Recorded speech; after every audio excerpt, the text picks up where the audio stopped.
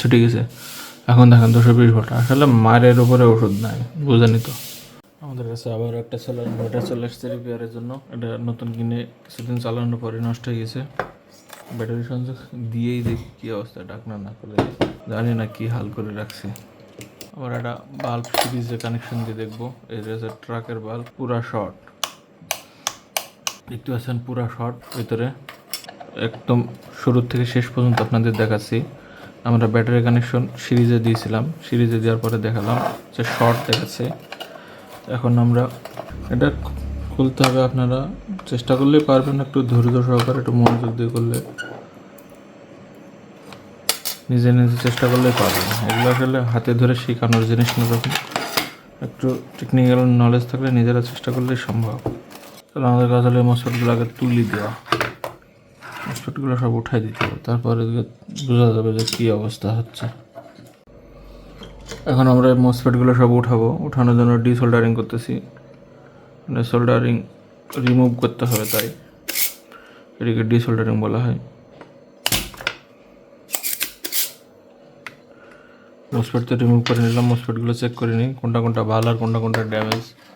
দেখলে বুঝতে পারবেন এখন যে কোনটা কোনটা ভালো আছে আর কোনটা কোনটা নষ্ট আছে। আমরা মিটারকে মসফেটের পরিমাপের জন্য দিয়ে দিয়েছি। এখানে আছে দেখতে পাচ্ছেন শর্ট, ড্যামেজ, ড্যামেজ, এটি ভালো আছে, এটি ভালো আছে, এটিও ভালো আছে, এটি শর্ট, এটি ভালো আছে, এটি তার মানে আমরা মসফেট ভালো পেলাম 5টা, নষ্ট হলো 3টা। তার মধ্যে হাই ভোল্টেজের 2টা, লো ভোল্টেজের 1টা। এখন আমরা জিডিএস চেক করবো, গেট রেজিস্ট্যান্স। মসফেটের গেটের যে রেজিস্ট্যান্স সেটা ঠিক আছে, ঠিক আছে, এটা ঠিক আছে, এটা ঠিক আছে, এটা ঠিক আছে। এই চারটা হচ্ছে প্রাইমারি মসফেট। মনে করেন যে ব্যাটারির থেকে এসি তৈরি করবে, মানে ব্যাটারির যে ভোল্টেজ সেটাকে হাই ভোল্টেজ করার জন্য এটা হচ্ছে প্রাইমারি মসফেট। আচ্ছা, এখন আমাদের এখানে লো ভোল্টেজের 2টা মসফেট লাগাতে হবে গেট মসফেট রিভার্স প্রোটেকশনের জন্য। এখানে 2টা একই নাম্বারের মসফেট লাগাতে হবে, না হলে হবে না। হ্যাঁ, কারণ 2টা যেহেতু একসাথে প্যারালাল হয়, তো 2টা আলাদা গ্রুপের লাগালে হবে না, একই গ্রুপের লাগাতে হবে। তাই আমি একই গ্রুপে দিলাম, 3205 দিলে হবে। আপনারা চাইলে আর 3205 দিতে পারেন। ওকে, এখন আমরা আর একবার চেক করে দেখব যে আমাদের মেশিনের কী অবস্থা। আমরা তো মসফেটগুলো লাগালাম, আমরা অবশ্যই সিরিজ ডিসি সিরিজে দেবো। ডিসি সিরিজে দেওয়ার কারণ হলো যদি কোনো ফল্ট থাকে আবার, তাহলে যেন সে হয়। এখন ব্যাটারি কানেকশন দিয়ে চেক করে দেখব। ব্যাটারি কানেকশন অবশ্যই ডিসি সিরিজ দেবো। ডিসি সিরিজ দেওয়ার অর্থ হলো যাতে আমাদের যদি কোনো ফল্ট থাকে তাহলে জ্বলে ওঠে। এই জন্য আমি ব্যবহার করতেছি ট্রাকের বাল্ব এটা। ওকে,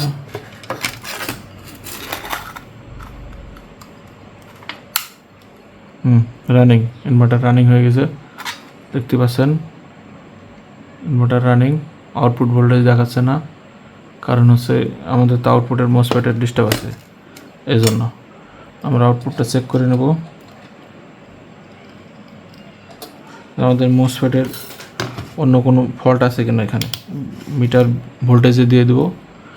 মিটার ভোল্টেজে দিয়ে আমরা এই মসফেটের গেট ভোল্টেজটা মাপবো। এখানে 4.5 ভোল্ট মতো পাওয়া যাবে, এখানে তো ভোল্টেজ কম।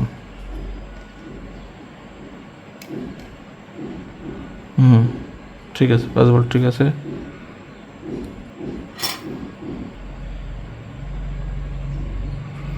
আচ্ছা, তাহলে আমাদের আর একটু কাজ আছে। যেহেতু গেটের মসফেটটা নষ্ট হয়েছিল, এখন আমরা ডিসি সাইডের কাজ শেষ, এখন আমরা এসি সাইডের নিয়ে কাজ করবো। এসি সাইড, ডিসি সাইডের কাজ শেষ হয়ে গেছে, এখন এসি সেক্টর নিয়ে কাজ হবে। এসি সেক্টরের কাজ হলো এসি সেক্টরের কাজ হলো, এখানে তো ভোল্টেজ হলো ইয়ার মাধ্যমে আসবে, এই ট্রানজিস্টারের মাধ্যমে এখানে ভোল্টেজ মসফেটের মাধ্যমে আসবে, কারণ এডি তার মানে এখানে ভোল্টেজ দেখালে, এডি না লাগালে এখানে ভোল্টেজ দেখাবে না। ওকে, তারপরে আমরা এখানে রেজিস্ট্যান্সটা চেক করে দেবো, রেজিস্ট্যান্স ঠিক আছে কিনা। রেজিস্ট্যান্স 18কে দেখাচ্ছে কেন, তার মানে রেজিস্ট্যান্সটা কটা? 1K, কিন্তু এখানে দেখেন এটা হচ্ছে 18K দেখাচ্ছে, তার মানে আমার রেজিস্ট্যান্সটা গেছে। আর এই ডায়োডটা চেক করতে হবে, ডায়োডটা শর্ট হয়ে গেছে কিনা। না, ঠিক আছে, ডায়োড ঠিক আছে। তাহলে এখানকার ট্রানজিস্টরটা চেক করতে হবে।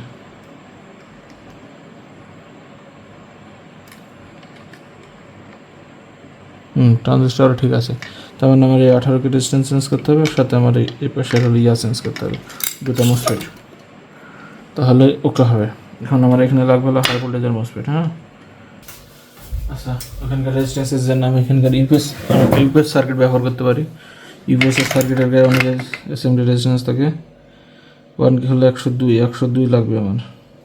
এইখানে একটা 102 পাইছি, তাহলে আমরা এই 102টা উঠে নেব। এখন আমরা এখানে চেক করে দেখব যে আমাদের এটা 1K হয়েছে কিনা। এটা আমাদের এখন 1K হয়ে গেছে। তাহলে আমাদের রেজিস্ট্যান্সটা কাটা ছিল। এরকম পর্যায়ক্রমে চেক করতে হয়, এগুলো পর্যায়ক্রমে চেক করলেই পাওয়া যায়।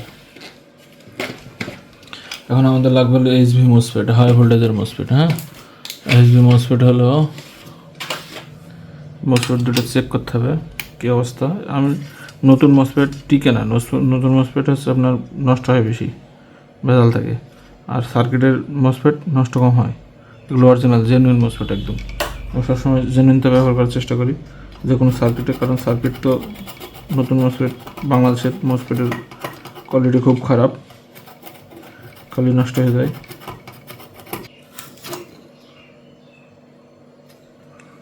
ওকে,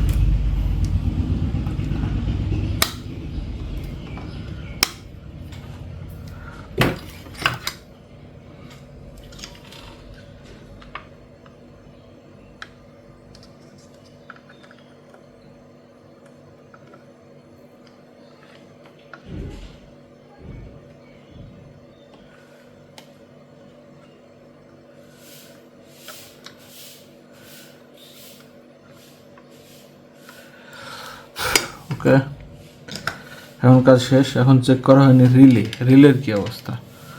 এখন আমরা পাওয়ার দিয়ে দেখব। আউটপুট এখানে এসি ভোল্টেজ দেখতে হবে, এসি ভোল্টেজ এটা হচ্ছে আউটে ভোল্টেজ নাই। ভোল্টেজ আমার আসছে 220, এটা হচ্ছে ইন, তাহলে এখানে আমার কোনো ভোল্টেজ নাই, তারপর আমার রিলেটা আটকাই গেছে। তাহলে রিলের কী অবস্থা হলো, রিলে ভোল্টেজ পাচ্ছে কিনা একবার মেজার করতে হবে। ডিসি ভোল্টেজ রিলে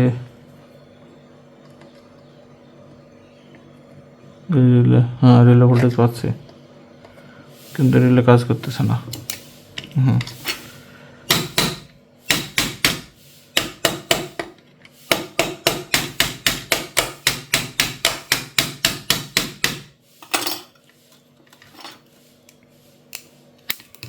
অনেক সময় কানে মুখে বাড়ি দিলে ছুটে যায় যদি ভিতরে শর্ট থাকে।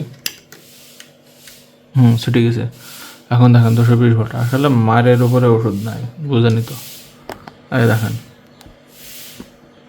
এখন কিন্তু ঠিকই এই যে লাইন চলে আসছে, দেখছেন? এখন কিন্তু আউট হয়ে গেছে, মারের উপরে ওষুধ নাই, রিলে জাম হয়ে গেছিলো। এখন এখানে বাল্ব আছে, বাল্ব আমি ক্লিয়ার বাল্ব লোডে দেবো, এটা 100 ওয়াটের। দেখেন ঠিক আছে। তাহলে আমরা ইনভার্টার মোটামুটি রেডি করে ফেলছি। কী করলাম সবই আপনারা দেখলেন। আমরা মসফেট চেঞ্জ করছি 4টা। শুধু রোগ আইডেন্টিফাই করতে হবে, এছাড়া কোনো কাজ নাই। রোগ আইডেন্টিফাই করবেন তাহলেই এনাফ, শুধু ধরবেন আর লাগাবেন, আর কোনো কাজ নাই। রোগ আইডেন্টিফাই করতে পারলে কিছু না। আর রোগ সিম্পল, একদম সিম্পল। যদি সমস্যা মনে হয় আপনারা আমাকে জানাবেন, কমসে আমি আপনাদের সহযোগিতা করব তো কীভাবে আপনারা কী করবেন। ইনশাল্লাহ আমি আপনাদের সাথে থাকবো, আপনারাও আমার সাথে থাকবেন। আপনাদের সাথে থাকলে ওকে। তাহলে আমাদের ইনভার্টার কমপ্লিট, ইনভার্টার রিপেয়ারিং করা। এখন আমরা এটা টেস্টিংয়ে যাচ্ছি। টেস্টিং হচ্ছে চার্জিং, তারপরে লোড, আনুষঙ্গিক সবগুলো যাব, পাশাপাশি দিয়ে দিলাম। দেখেন, আচ্ছা এখন ইনভার্টার অন হয়েছে, দেখতে পাচ্ছেন এই যে 220 ভোল্ট আউট দেখাচ্ছে। এখন আমি এখানে যদি লোড দেই তাহলে ফ্যান ঘুরতেছে। ওকে, আচ্ছা আমরা এখন আর একটা কী দেখবো বললাম, ও চার্জিং তো ঠিকই, চার্জিং দেখতে হবে। আমরা একটু চার্জিং হলো, ঠিক আছে। এখন আমরা চার্জিং দেখবো। চার্জিং চার্জ শুরু হয়ে গেছে। এখন দেখছেন 13.2 ভোল্ট। আচ্ছা অ্যাম্পিয়ারটা আমরা মিটার দিয়েই দেখতে পারবো, মিটার কিলোমিটার তো 4 অ্যাম্পিয়ার দেখে। ছোটো ব্যাটারি আর কতই দেখাবে, 4.9। ছোটো ব্যাটারিতে এসে বেশি অ্যাম্পিয়ার শো করবে না। চার্জিং ভোল্টেজ ঠিক আছে। তাহলে আমাদের ইনভার্টার ফুললি ওকে, আমরা ইনভার্টার রেডি করে ফেলছি। তাহলে ইনভার্টারের মূলত আমরা সমস্যা পেলাম, 4টা মসফেট চেঞ্জ করছি ইনভার্টারে।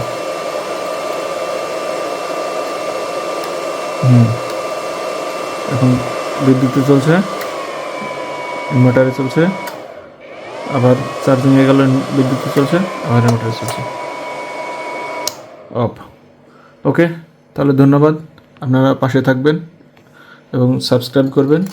আপনাদের শেখানোর জন্যই আসলে আমার ভিডিওগুলো করা। আপনারা শেখার চেষ্টা করবেন, কোনো জায়গায় আটকে গেলে মেসেজে জানাবেন, কমেন্টসে, চেষ্টা করবো পরের বার সেগুলো ক্লিয়ার করে দেওয়ার জন্য। ধন্যবাদ।